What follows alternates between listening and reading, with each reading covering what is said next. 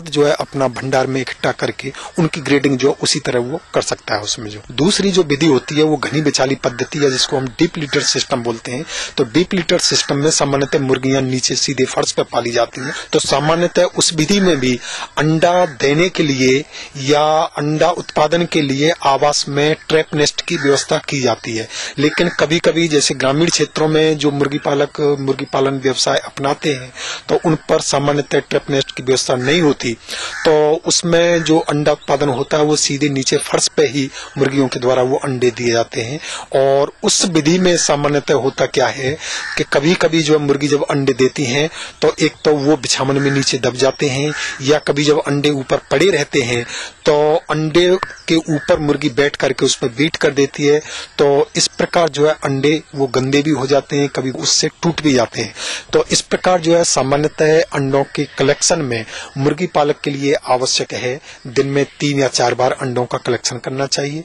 और अगर कुछ गंदे अंडे भी हो गए उसमें भूसी में दबके या बिछावन में नीचे दबके, तो उनको साथ ही साथ जो है वो साफ करके तब हमें जो है उनका स्टोरेज या भंडारण करना चाहिए। सामान्यतः जैसे अंडों का कलेक्शन जो मुर्गी फार्म में किया जाता है तो जो भी जो श्रमिक होते हैं वो मुर्गी सेट से अंडा जो एग फिलर होते हैं उनमें इकट्ठे करके वहीं रख देते हैं और शाम को फिर जो उनको भंडार में एकत्रित किया जाता है। और भंडार में एकत्रित करके उनका जो है साइज के हिसाब से उनकी ग्रेडिंग कर ली जाती है कि जैसे बहुत सारे अंडे जो है छोटे साइज में होते हैं जिनको स्मॉल कैटेगरी में रखा जाता है, कुछ मीडियम साइज के होते हैं इनको मीडियम कैटेगरी में रखा जाता है, और कुछ जो है लार्ज साइज के जिनको सुपर ग्रेड के नाम से जाना जाता है या सुपर कैटेगरी में रखा जाता है। कभी कभी जो मुर्गी पालक के सामने इस प्रकार की समस्या भी आ जाती है, उचित दाम लेने के इंतजार में कभी कभी जो है अंडों का भंडारण भी अपने फार्म पे वो करना पड़ सकता है। उसमें जो है तो सामान्यतः अगर हमें रूम टेम्परेचर पे भी अंडों का भंडारण करना है तो 7 से 8 दिन तक जो है हम सामान्य तापक्रम पर अंडों का भंडारण कर सकते हैं और मार्केट रेट उचित मिलने पर उनका विक्रय कर सकते हैं। इसके साथ साथ जो कभी कभी जैसे मुर्गी पालक के सामने इस प्रकार की भी समस्या आ सकती है कि अंडों का ट्रांसपोर्टेशन करना है, तो ट्रांसपोर्टेशन के समय भी कुछ ऐसी सावधानी बरतनी चाहिए ताकि उस दौरान अंडों का जो टूटना फूटना या और जो दूसरे प्रकार के जो क्षति होने की जो संभावना होती है वो काफी कम रहे। तो इसके लिए हमें जो है अंडों की पैकिंग जो है उचित रूप से करनी चाहिए। जैसे जो एग फिलर है तो एग फिलर हमें उस अच्छी क्वालिटी के या अच्छी गुणवत्ता वाले उपयोग में लाने चाहिए, और ट्रांसपोर्टेशन के दौरान वाहन का भी उस प्रकार के वाहन का उपयोग करना चाहिए ताकि जो है रास्ते में अंडों के टूटने या ब्रेक होने का जो है वो जो खतरा है वो कम से कम रहे। उस प्रकार अन्नदाता कार्यक्रम में समय हो चला है एक ब्रेक का।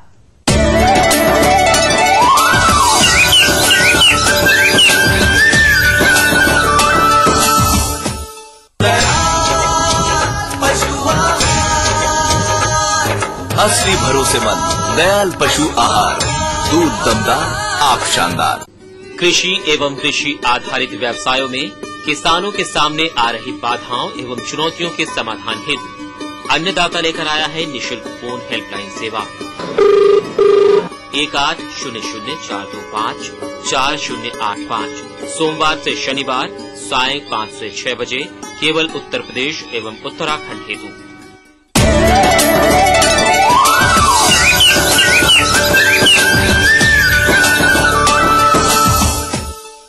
ब्रेक के बाद हम फिर हाजिर हैं अन्नदाता कार्यक्रम में आपके साथ।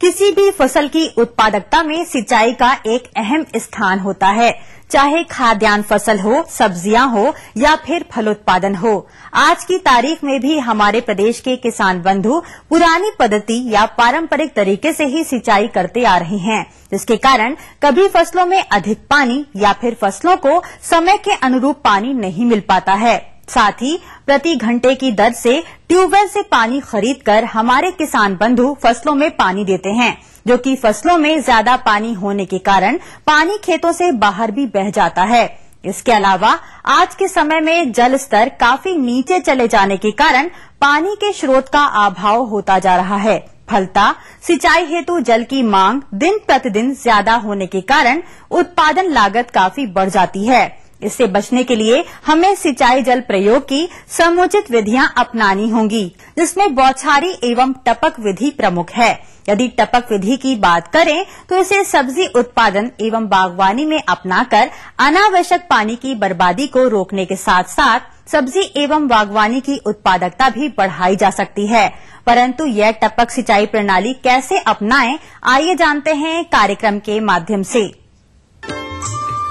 भारत में उपयोग किए जाने वाले भूमिगत जल स्रोत सीमित हैं। भूमि जल के अतिशोषण से भारत के कई क्षेत्रों में भूमि का जल स्तर काफी नीचे चला गया है। यह स्थिति पंजाब, हरियाणा एवं पश्चिमी उत्तर प्रदेश में और भी गंभीर हो चुकी है। उत्तर प्रदेश के कई इलाके भूमिगत जल स्तर 3 से 4 मीटर नीचे जा चुका है। भविष्य में जल की कमी की गंभीरता को देखते हुए इस बहुमूल्य उत्पादन कारक के सही उपयोग की आवश्यकता है। टपक सिंचाई या बूंद बूंद सिंचाई इस समस्या के निदान हेतु सबसे उपयुक्त माध्यम है। इस विधि में पानी की आवश्यकता बहुत कम पड़ती है एवं पानी की अधिकतम उपयोग क्षमता को इस विधि के प्रयोग से प्राप्त किया जा सकता है। इसमें बूंद बूंद करके पानी प्रत्येक पौधे की जड़ के पास ड्रिपर या नोजल के माध्यम से दिया जाता है। इस विधि में पानी बार बार लेकिन काफी कम मात्रा में दिया जाता है। अब आइए बात करते हैं टपक सिंचाई के उपकरणों की। टपक सिंचाई उपकरण द्वारा पानी के मुख्य स्रोत को पौधों के जड़ों तक कुछ पुर्जों के साथ साथ प्लास्टिक के पाइप द्वारा पूरे बाग में एक जाल सा बिछा दिया जाता है। कृषक पानी के जिस स्रोत से अपने प्रक्षेत्र की सिंचाई कर रहा है उसी स्रोत को इस उपकरण से जोड़ा जाता है। अर्थात इस पद्धति को अपनाने के लिए कोई अन्य पानी के स्रोत की आवश्यकता नहीं होती। कार्यविधि: टपक सिंचाई उपकरण को मेन पाइप द्वारा पानी के स्रोत से जोड़ा जाता है। यह पानी मेन पाइप के द्वारा सब मेन पाइप में आता है, जहां पर यह पानी फिल्टर अर्थात एक प्रकार की छन्नी से गुजरता है तथा फिल्टर द्वारा पानी की सफाई की जाती है और इसके बाद यह पानी लेटरल पाइप में जाता है और इस प्रकार यह ड्रिपर नामक एक छोटे से पुर्जे से बूंद बूंद कर पानी पौधों के जड़ क्षेत्र के पास गिरने लगता है। ड्रिप अर्थात टपक सिंचाई पद्धति के घटक इस प्रकार हैं।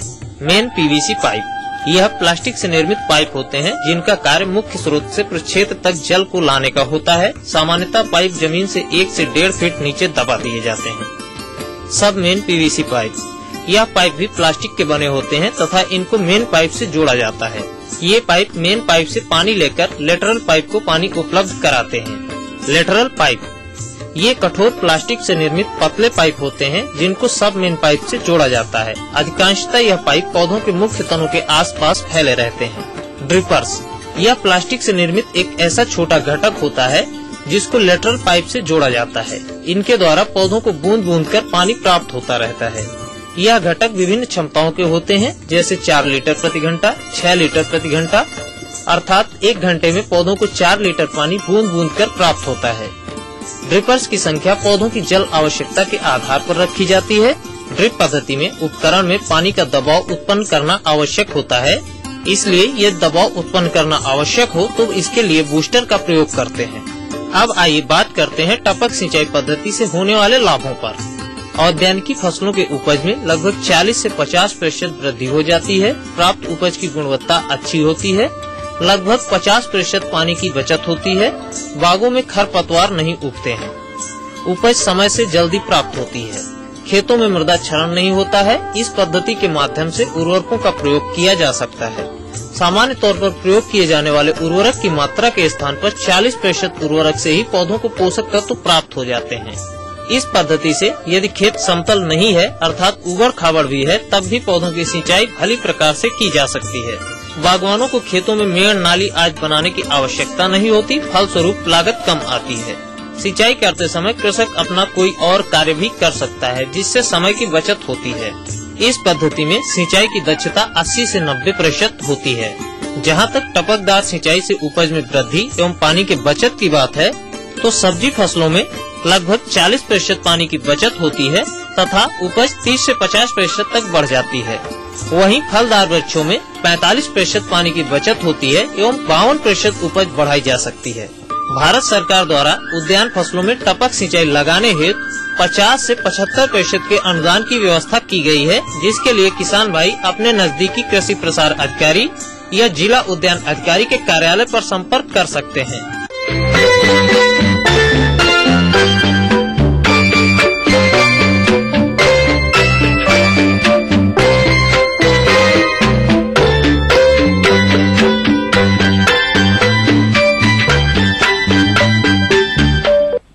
सब्जी वर्गीय फसलों में टमाटर की बात करें तो इसकी बाजार मांग वर्ष भर बनी रहती है, जिससे किसान भाई अच्छा लाभ कमाते हैं।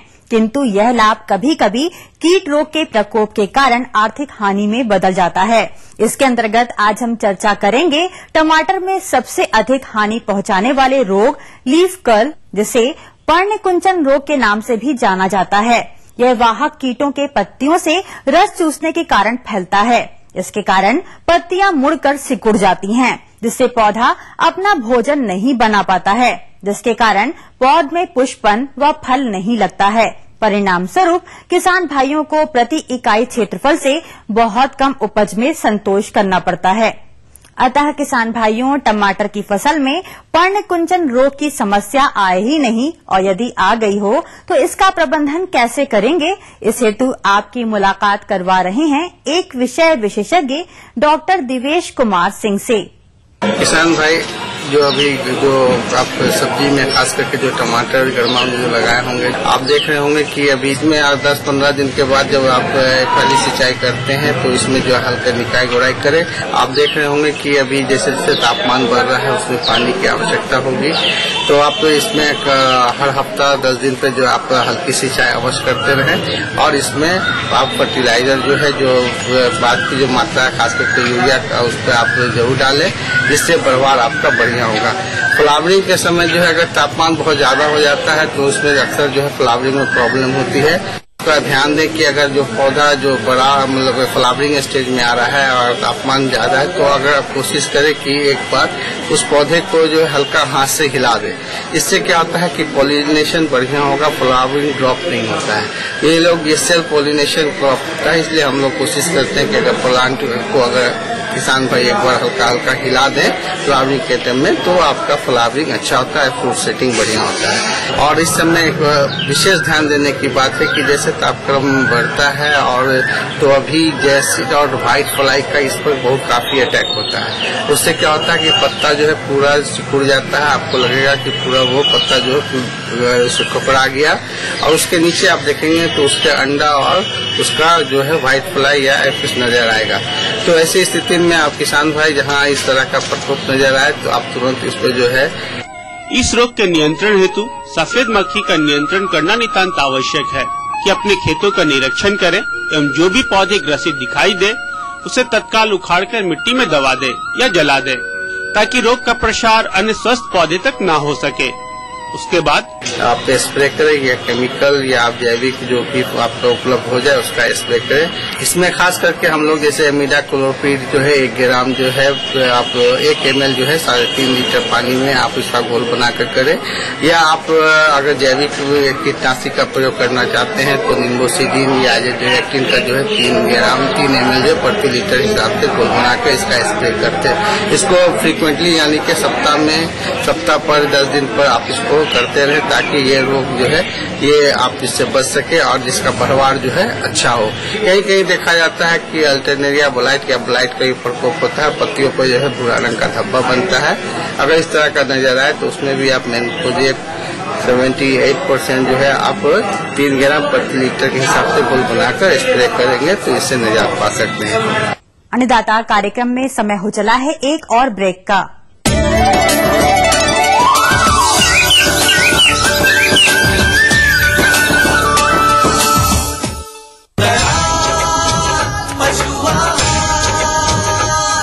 असली भरोसेमंद दयाल पशु आहार, दूध दमदार, आंख शानदार। उन्नत बीज, नई तकनीक और विविधीकरण से बनाए संपूर्ण, समृद्ध और खुशहाल भारत। अन्नदाता देखिए हर रोज सुबह 6:30 बजे।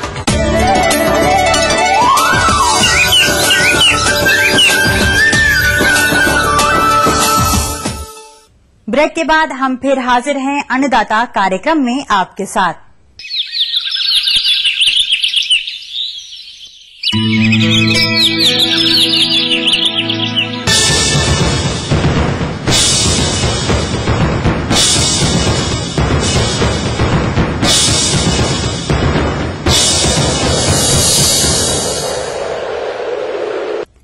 रोज की तरह अन्नदाता हेल्पलाइन में है पूछे गए प्रश्नों का समाधान। निःशुल्क अन्नदाता हेल्पलाइन में आज जो प्रश्न शामिल किया गया है उसे पूछा है किठावर प्रतापगढ़ से अखिलेश सोनकर ने। आप गेहूं की थ्रेशिंग करते समय बरती जाने वाली सावधानियों पर जानकारी चाहते हैं, तो इसके लिए देखिए कार्यक्रम की यह प्रस्तुति। थ्रेशर का जो मुख्य स्रोत है, थ्रेशर 3 तरीके से चलता है, ट्रैक्टर से भी चलता है, इंजन से भी चलता है और बिजली से भी चलता है। तो इन जिस भी स्रोत से चला है वो स्रोत और थ्रेशर समतल धरातल पर होना चाहिए। गेहूं की कटी हुई लाख सूखी हुई होना चाहिए पूरी, और साथ ही साथ जो थ्रेशर में कहना चाहिए लाख डालना है, एक सार एक बराबर, न ज्यादा न कम, उसकी क्षमता अनुसार डालना चाहिए। हम जिस गहाई मशीन में काम कर रहे हैं उस गहाई मशीन में सावधानी पूर्वक पूले डाले जाएं। पूले डालते समय ये भी ध्यान रखना है कि हमारा हाथ अंदर जो ब्लेड लगी हुई वहां तक न पहुंचे। एक पूला आगे रखा जाए, उसके पीछे दूसरा पूला रखते हुए उसको आगे धकाया जाए। इस चीज का जरूर ध्यान रखना है कि यदि एक बार थ्रेशर भरा गया, बंद हो गया, तो फिर दोबारा चालू करने में हमारा 1 से 1.5 घंटा तक समय लग सकता है, जिसमें काम का जाया होगा, लेबर का नुकसान होगा। इसलिए बराबर फीडिंग करते हुए हम गहाई करें। और जो छन्ने से नीचे अनाज आता है उसको उत्तरोत्तर उसी क्रम में अलग ढेर करके रखते जाए। साथ ही यदि हमारा थ्रेशर में विद्युत चलित थ्रेशर है, बिजली से चल रहा है, तो हमारा स्टार्टर का ढक्कन बंद होना चाहिए ताकि हम विद्युत के लपेटे में न आ जाएं। अन्यथा बिजली हमें आंखों से दिखती नहीं, संपर्क करने पर हमको करंट मारती है। इसलिए अत्यधिक सावधानी रखने की जरूरत है किसान भाइयों। और साथ ही साथ जब कभी थ्रेशर शुरू होता है, कनेक्शन यदि हमारा लूज होता है तो वहाँ चिंगारियां भी निकलने लगती है, इसलिए कनेक्शन अपना टाइट रखें।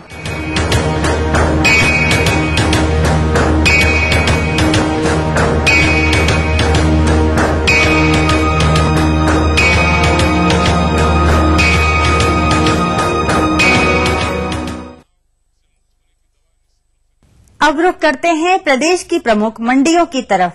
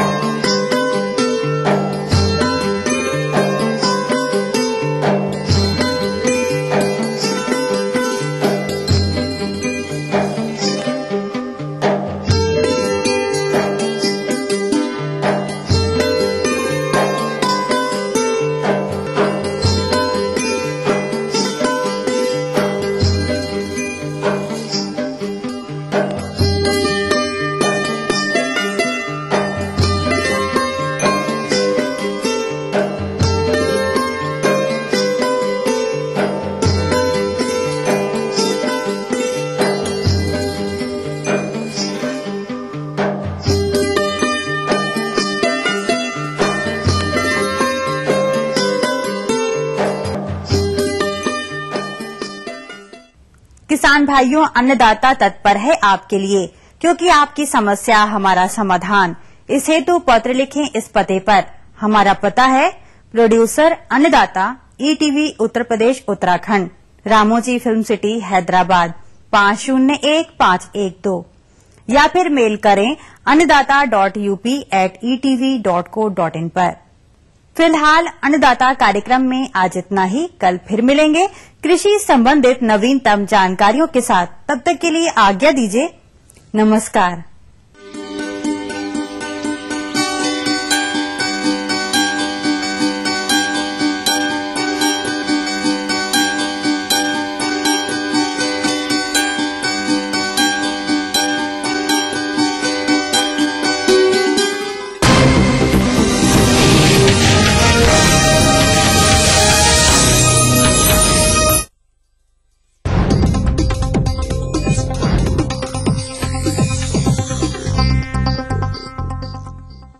इस न्यूज के सह प्रायोजक हैं Desh Bhagat university Punjab, your freedom to grow.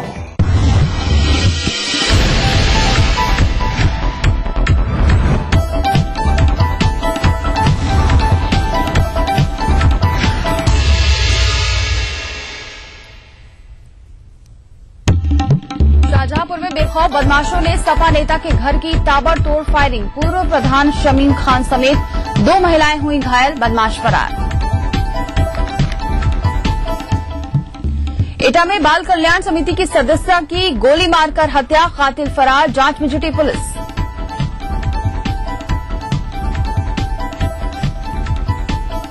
Unnao में अवैध वसूली कर रहे इंस्पेक्टर और होमगार्ड की जमकर हुई पिटाई। टेम्पो स्टैंड पर कर रहे थे वसूली, पब्लिक ने जमकर धूना।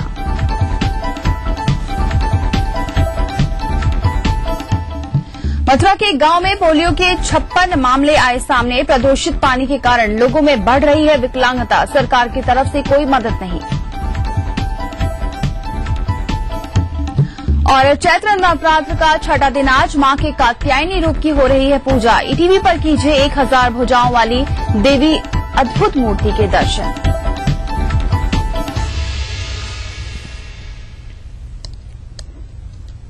नमस्कार, सुबह 7 बज चुके हैं। आप देख रहे हैं अपना यूपी, मैं हूं आपके साथ दीपाली। सबसे पहले बड़ी खबर आ रही है लखनऊ से, जहां पर गोमती नगर डबल मर्डर में पुलिस की तफ्तीश हुई है, जिसमें पास के कॉलेज से पुलिस के लिए सीसीटीवी फुटेज आए हैं। आपको बता दें, राकेश मेहरा के खुले लैपटॉप से कई अहम सबूत मिले हैं।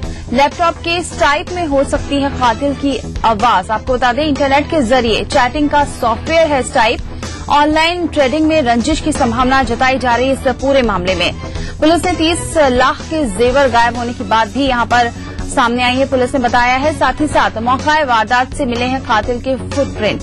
और घर के अंदर और छत पर नंगे पांव गया था ये कातिल। 3 चाकुओं से किए गए हैं 37 वार। कातिल भी हुआ है इसमें जख्मी, ये भी बताया जा रहा है। शेयर ट्रेडिंग के कारोबार से जुड़े थे राकेश मेहरा और विभव खंड में मेहरा का प्लॉट और दिल्ली में भी फ्लैट है। गोल्ड के ऑनलाइन ट्रेडिंग में भी राकेश का दखल था और ट्रेडिंग में राकेश मेहरा का हुआ था बड़ा घाटा। लखनऊ पुलिस साझेदारों में की भी तलाश कर रही है। बड़ी खबर आपको बता दें, कल लखनऊ में गोमती नगर में डबल मर्डर हुआ था। इस मामले में पुलिस की तफ्तीश लगातार जारी है और पुलिस ने इसमें कई अहम सबूत जुटाए हैं। बताया जा रहा है कि यहां पर इंटरनेट के जरिए चैटिंग का सॉफ्टवेयर है स्टाइप, उसके जरिए कातिल की आवाज मिल सकती है। और भी कई ऐसे सुराग मिले हैं जिसके जरिए पुलिस कातिल तक पहुंच सकती है, यानी कि लगातार जांच जारी है। ये भी बताया जा रहा है कि मौका वारदात से कातिल के फुटप्रिंट भी मिले हैं और घर के अंदर और छत पर नंगे पांव गया था ये कातिल। 3 चाकुओं से 37 वार किए थे।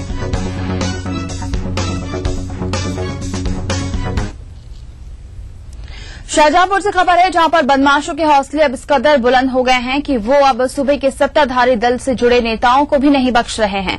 शाहजहांपुर के तालगांव में सोमवार को सपा नेता और पूर्व ग्राम प्रधान शमीम खान के घर पर बदमाशों ने ताबड़तोड़ फायरिंग की और घर में घुसकर सपा नेता समेत 2 अन्य महिलाओं को भी गोली मार दी।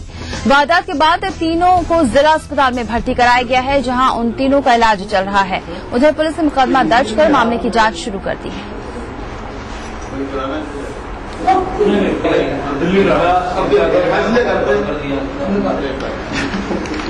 थोड़ा पंचायत के हिसाब से गए थे डांटने के लिए। अच्छा, इतना ही वो लोग आए और अध्यक्ष मंचों से और उनको हाथ में वो थे बैट और काफी लंबे लंबे वो किसी पास राट थी, किसी पास कुछ था। तो वो उन्होंने ताबड़तोड़ घर में घुस के फाइटिंग करना और मारना शुरू कर दिया।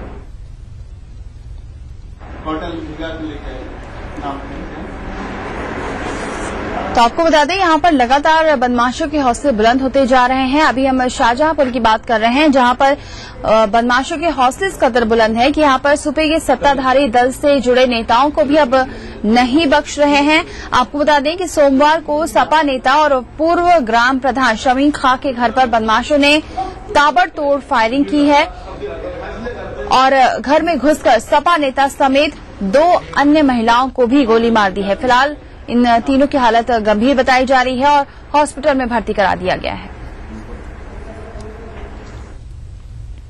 बुलंदशहर से खबर है, जहां पर अड़ौली ऑनर किलिंग मामले की पीड़ित महवीश पर हमला हुआ है। कोतवाली देहात के अड़ौली गांव में सोमवार शाम उस वक्त महवीश और उसकी जेठानी पर उसके घर से महज 100 मीटर दूरी से हमला किया गया, जब वो दूधिया के घर दूध लेने गई थी।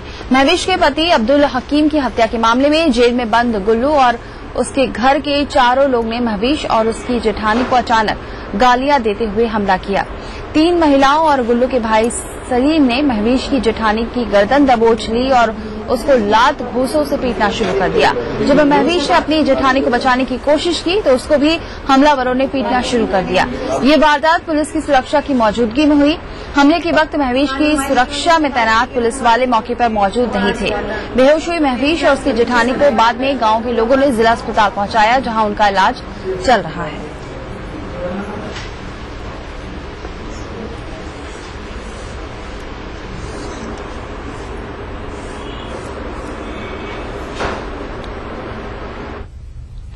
एटा से खबर है, यहां प्रदेश की बाल कल्याण समिति की सदस्य सुजता वर्मा की गोली मारकर हत्या कर दी गई है। हत्यारे घटना को अंजाम देकर मौके से फरार हो गए। फिलहाल पुलिस मौके पर पहुंच गई है और मामले की तफ्तीश शुरू कर दी है।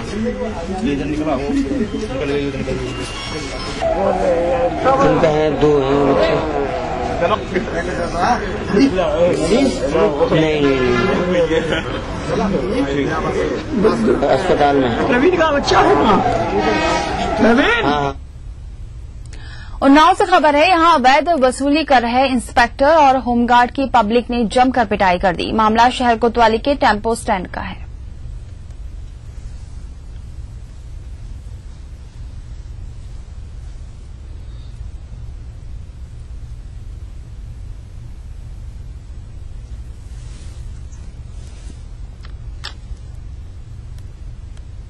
तस्वीरें देख सकते हैं उन्नाव से, जहां पर आपको बता दें यहां अवैध वसूली कर रहे इंस्पेक्टर और होमगार्ड की पब्लिक ने किस कदर पिटाई की है। तस्वीरें भी आप देख सकते हैं, यहां पर पब्लिक ने जमकर पीटा है। यहां पर इंस्पेक्टर और होमगार्ड की पब्लिक ने ये जमकर धुनाई की है।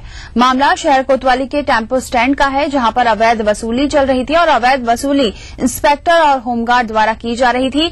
और उसके बाद यहां पर पब्लिक ने किस कदर पीटा है, तस्वीरों में आप साफ देख सकते हैं।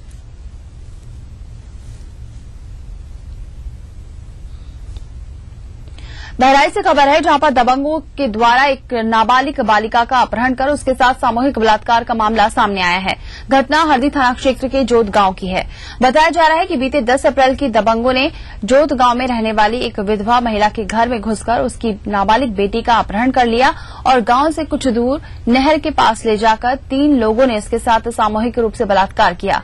बाद में दबंगों ने लड़की और उसकी मां को जान से मारने की धमकी देकर छोड़ दिया। उधर स्थानीय पुलिस इस मामले में लीपापोती करती हुई नजर आ रही है। अपर पुलिस अधीक्षक विकास कुमार वैद्य के आदेश के बाद भी स्थानीय पुलिस ने इस मामले में अब तक कोई कार्रवाई नहीं की है। जो एसओ से हमने बात किया, एसओ ने देखा था और जो आरोप अब लगा रही है, मैंने इसलिए एसओ कहा कि आप स्वयं आज ही जो कार्रवाई करेंगे आज ही उसको देखें और आवश्यकता अनुसार उसका आवश्यक जो अपेक्षित कार्रवाई है, मेडिकल रिपोर्ट और अभियोग पंजीकरण और गिरफ्तारी कार्रवाई करेंगे। इलाहाबाद से खबर है, जहां पर पुलिस लाइंस के सामने एक कोचिंग संस्थान में पढ़ने वाले अधिवक्ता के बेटे को दिन दहाड़े कार सवार लोगों ने अगवा कर लिया। दिन दहाड़े इस अपहरण से पुलिस के हाथ पांव फूल गए। सूचना पर पहुंची पुलिस ने आनन फानन में चारों तरफ घेराबंदी कर अपहरणकर्ताओं के चंगुल से लड़के को मुक्त कराया। 3 लड़कों को कर्नलगंज थाने की पुलिस ने दबोच लिया है, जबकि अन्य की तलाश के लिए छापेमारी की जा रही है। इस मामले में कर्नलगंज थाने में 7 नामजद और 15 अज्ञात के खिलाफ मुकदमा दर्ज कर लिया गया है। पुलिस इस मामले में आपसी झगड़े की वजह बता रही है।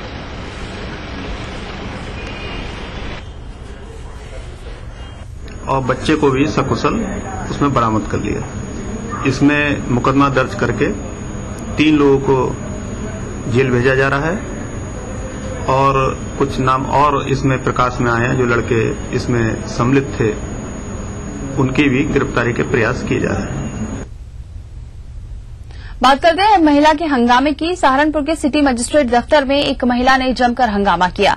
इतना ही नहीं, मां ने अपनी बेटी को पाने के लिए सिर पटक कर लहूलुहान कर दिया, साथ ही ऑफिस की कुर्सी मेज तक पलट दिया। दरअसल इस महिला की बेटी अपने शादीशुदा प्रेमी के साथ फरार हो गई थी, जिसे सिटी कोतवाली पुलिस ने रविवार को बरामद कर लिया। सोनिया के बयान के लिए महिला पुलिस सिटी मजिस्ट्रेट के दफ्तर लाई गई थी।